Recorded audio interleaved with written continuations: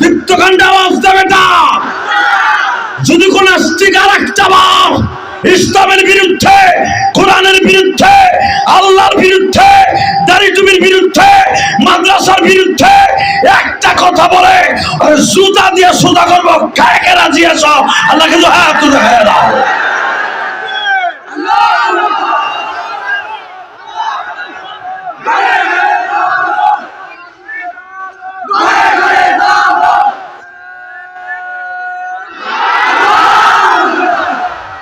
আজকে মুসলমান গুলারে মারে, সৌদি আরব এক হিজলা বাচ্চা ও চাইছে দেহে কথা কর না কেন,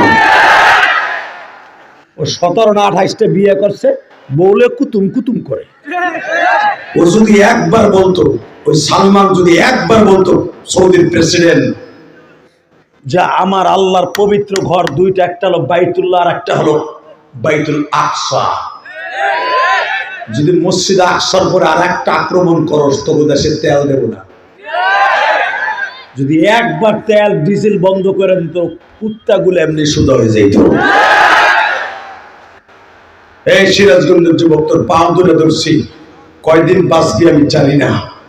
এই কোরআন হাতে নিয়ে বললাম, আমি মুসাফির ওয়াদা করে গেলাম তোদের সাথে আর জীবনে দেখা হোক বা না হোক, ফিলিস্তিনের পক্ষে একটা আওয়াজ দিবি, তোর এই কণ্ঠটা বিশ্বনবীর রওজা পর্যন্ত চলে যাবে।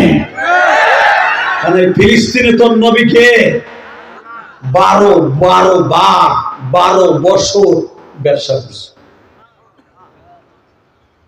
আমার কলিজার নবী ফিলিস্তিনে ব্যবসার জন্য 12 বার গেছে।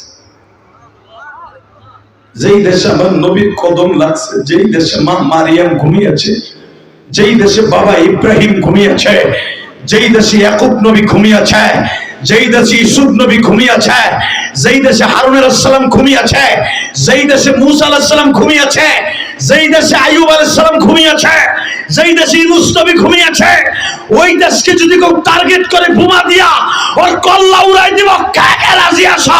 এবার আল্লাহকে হাত তুলে দেখায় দাও।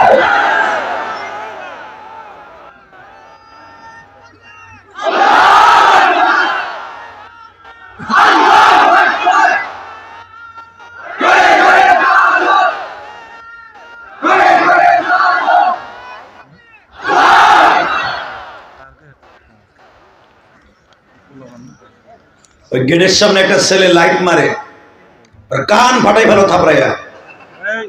এই দুটা ধরলে আসার মার জোরে জোরে বেটা,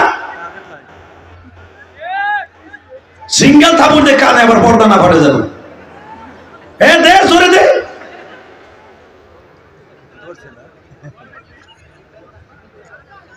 আল্লাহু আকবার জোরে বলেন তো। কষ্ট হইতেছে? জীবন যা কার থাক, মরে তো যাবো, আইজ মরি আর কাল মরি, ঠিক না বেটি? বেঁচে থাকতে পারবো? পারবেন আপনি? গ্যারান্টি আছে? এই যুবক, তোর পাও দুটো ধরে বলে গেলাম, জীবনে আর কোনদিন তোর সাথে দেখা না হোক, তুই যে ফিলিস্তিনের পক্ষে তাকবীর দিছ, এই তাকবীরটা তোর জন্য রেকর্ড হয়ে থাকবে কিয়ামত পর্যন্ত।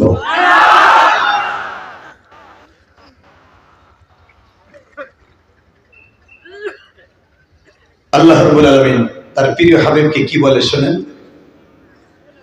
ওয়া ইন্নাকা লাআলা খুলুকিন আযীম।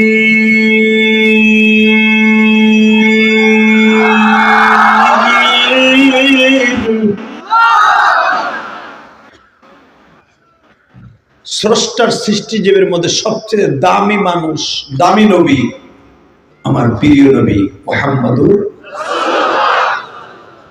যারা দাঁড়ায় আছেন দুলাভাইরা বসেন, আমি জানি আপনি থাকবেন না লাস্ট পর্যন্ত, এটা আমার জানা আছে। আপনি একটু পরে যাবেন, এটা আমি জানি। আপনারা আইসেন ইউটিউবে আমার দেখেন, একটু বাস্তবে দেখতে আইছেন আসলে কি নাইমুরি আলার ওইটারে আনছে না নকলটারে আনছে। এখন তো নকলের যুগ, কথা কর না কে?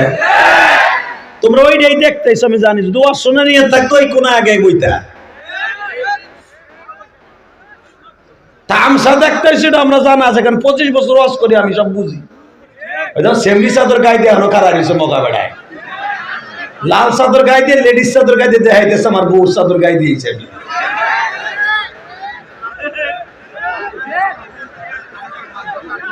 মারহাবা বলেন।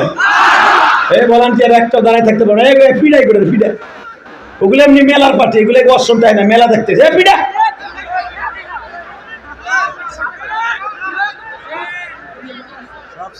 আল্লাহ কবুল করেন জোরে না আমিন আল্লাহ জমিদার খারাইতে আইয়া ওয়াজে যখন এই করছো বিবিরে কই আইছস ওয়াজে যাইতেছি বোর হক নষ্ট করে খেতা গরম করা তুইয়া তুই এনে খারাইতে বিকে বাদ পার না তুই যে মোর খেতা গরম কর সব হইব কথা কম না কেন এখানে বোর হক নষ্ট কইয়া করে মেলা করে ঠেলা কোন না কোন সেরে আইলো উচিন কিম পাকা পাপা করতেছে বাদ পার গুলা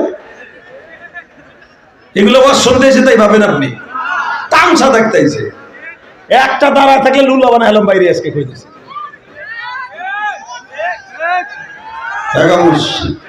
বয়ে বসে কাম হয়ে গেছে আমরা গোপালগঞ্জ সার্চ করতে জানি দেখেন না আমার শাশুড়ি শেখ হাসিনা কইছে 7 তারিখ ইলেকশন হইব কেউ বিরাইতে পারবো না ইনশাআল্লাহ কষ্ট হইতেছে অজ্ঞানী তার বরবাস করুন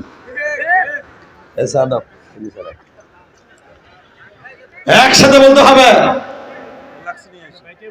মুসলমান পৃথিবীর সর্বশ্রেষ্ঠ জাতি যে জাতির কাছে শ্রেষ্ঠ একজন নবী দান করেছেন নাম হলো মুহাম্মাদুর জোরে জোরে জোরে জোরে জোরে যেই নবীর চেহারা দেখলে ক্ষুধা লাগতো না